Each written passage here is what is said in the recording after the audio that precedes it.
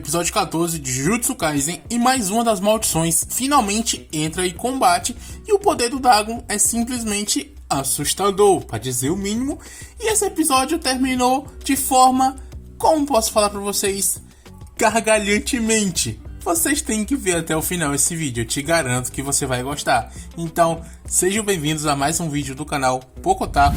Eu sou o Alisson, se você é novo por aqui, não esqueça de se inscrever e também ativar o sininho para receber todas as notificações do canal. O link nas redes sociais vão estar aqui na descrição, então segue a gente lá. Já deixa o seu like no começo do vídeo para estar nos ajudando e bora comentar sobre esse episódio. O episódio começa na luta da Mei Mei e ela tá cada vez mais entendendo como funcionam os poderes daquela maldição, que basicamente é o seguinte: o espírito tem que prender ela dentro de um caixão e depois enterrar ela usando aquela lápide.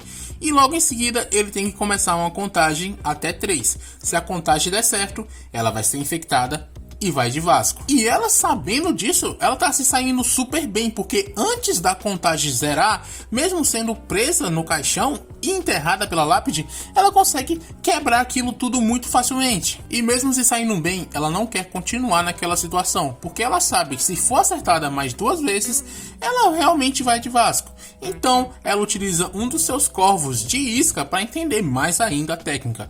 E ela decide que, para derrotar aquela coisa, ela vai ter que utilizar o seu belo irmãozinho como isca.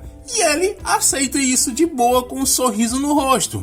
Então, ele começa a aumentar sua energia amaldiçoada, e enquanto isso, a Mei Mei suprimiu quase que completamente a sua. E quando a maldição prende ele no caixão, a Mei Mei já está bem na frente dela, atacando e cortando os seus braços. Depois de ser ferida, a maldição ela se esconde e tenta atacar a Mei Mei pelas costas, mas ela, muito esperta, ela vai e atravessa o corpo daquela maldição com um dos seus corvos. Assim, ela se livra de toda aquela situação que estava. E é explicado um pouco mais sobre esse poder dela, que é o seu ataque mais forte, que basicamente a Mei Mei ela força o corvo a se autodestruir. Por isso que ele ganha uma quantidade massiva de energia amaldiçoada que é capaz de destruir quase tudo. Sempre o Gojo é uma exceção em tudo. Ele vai ser falado um pouco mais pra frente nesse episódio também. Mas esse é sim um ataque muito forte. E assim que o domínio se fecha e ela sai de lá, o Kenjaku está ali muito perto esperando por ela. Mas enquanto isso, o Nanami ele tá explicando o que aconteceu pro Naobito e pra Maki. Mas o Naobito ele não quer saber de nada não, ele só quer comemorar a queda do clã Gojo. Já a Maki manda ele ir embora de lá. Mas ele é que pergunta: o que você tá fazendo aqui? Essa é uma missão para feiticeiros de nível 1. E o Nanami concorda com isso e manda a Maki voltar. Mas ela acaba convencendo ele ali, dando o seu jeitinho, o que faz com que eles aceitem que ela vá junto. Os 3 chegam até o outro piso e lá eles acabam encontrando o Dagon. E enquanto o Nanami e a Maki estão se preparando para fazer alguma coisa, o Naobito ele já está descendo a porrada naquela maldição. E depois de ser atingido, o Dagon ele acaba colocando vários ossos para fora do seu corpo. Aqueles ossos eram de pessoas que ele havia rangado. Bizarro, sem molecagem, isso foi muito bizarro. E depois dessa cena horrorosa, ele começa a chamar pelo Jogo, pelo Mahito, e quando ele chama pela Hanami, ele lembra que ela já foi. E isso acaba enfurecendo ele. E com isso, ele acaba evoluindo ali mesmo, conseguindo um novo corpo. E para dar uma demonstração de poder, ele cria uma grande onda de água. Depois disso, o Naobito pergunta se ele sabe quantos quadros tem em um segundo de animação. O Dagon, ele não sabe a resposta para isso. E o próprio Naobito continua falando que a tendência moderna é aumentar cada vez mais a resolução e a taxa de quadro. E ele continua falando. E o Dagon, ele também quer falar, mas o Naobito ele não cala a boca um segundo, não dando oportunidade alguma para ele falar. E com tudo isso, o Dagon ele acaba perdendo a sua paciência.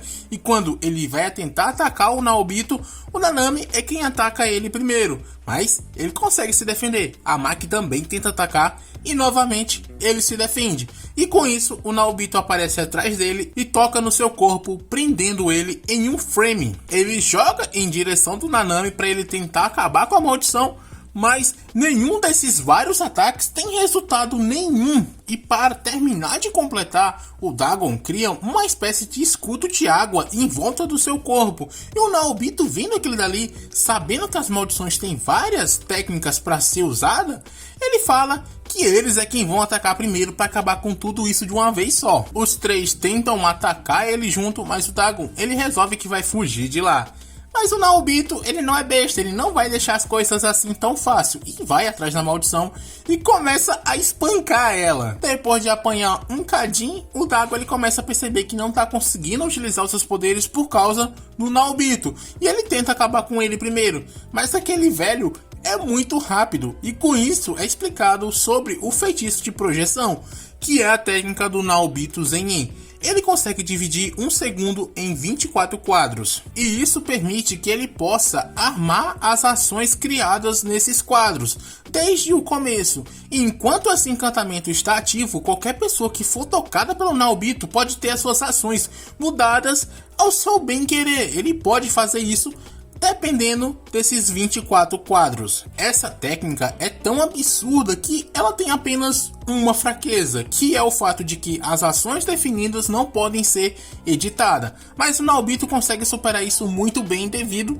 à sua inteligência e à sua perspicaz durante as batalhas. Enquanto isso está sendo explicado, ele está descendo a mão no Dagon sem nenhum pingo de piedade. E quando ele vai finalizar a maldição, o Naobito percebe que já está no domínio dele, que é aquela mesma praia que as maldições faziam as suas reuniões. Só para deixar bem claro isso. Todos acabam sendo arrastados para aquele domínio e os ataques começam. Esses ataques são peixes voadores que cortam os seus alvos. O Naobito acaba sendo atingido pelo aquele cardume de peixes e a Maki ela volta para ser finalizada. Mas antes que o Dagon possa atacar ela, o Megumi aparece ali e joga para ela o bastão de 3 pontas. E ela fica super feliz por ter recebido aquele presente e já vai pra cima. Já o Dagon, ele tenta atacar o Megumi, mas o seu poder acaba falhando. E o motivo disso é porque o Megumi ele tá expandindo o seu domínio dentro do domínio do Dagon, criando uma espécie de cabo de guerra entre eles. E o Dagon, ele resolve que vai acabar com o Megumi primeiro, para depois resolver todo o resto do problema. Mas o Nanami, ele acaba aparecendo ali para salvar o Megumi. E o Naobito também aparece, só que agora ele tá sem um dos seus braços. E junto da Maki, eles tentam atacar a maldição e assim a luta dos três volta a acontecer. Durante essa luta, o Nanami ele começa a pensar que se as coisas continuarem assim, eles não vão ter a menor chance ali. Mas o Megumi ele chama a atenção do Nanami e diz que aquele povo acha que os seus domínios estão em uma espécie de disputa pelo controle, mas o seu plano não era esse, e sim outro. Ele fala que vai abrir um buraco no domínio grande o bastante para que alguém possa passar por ele, e o seu plano é que todos eles consigam sair daquele domínio. O Nanami ele chama aqueles dois para eles saírem de lá o mais rápido possível, e o Dagon ele fica um pouco surpreso com aquela atitude, mas rapidamente ele percebe que eles estão aprontando, tentando fugir de lá, mas já era tarde, o buraco já estava quase aberto para eles saírem de lá. Só que antes deles saírem, outra pessoa é que entra no domínio. Quem, vocês me perguntam? Toji Fushiguro, com um sorriso gigantesco no seu rosto, pronto para descer porrada na cara de maldição safada que gosta de ficar banhando com sardinha. E como sempre, os episódios acabam na melhor parte. É uma espécie de maldição isso também, viu?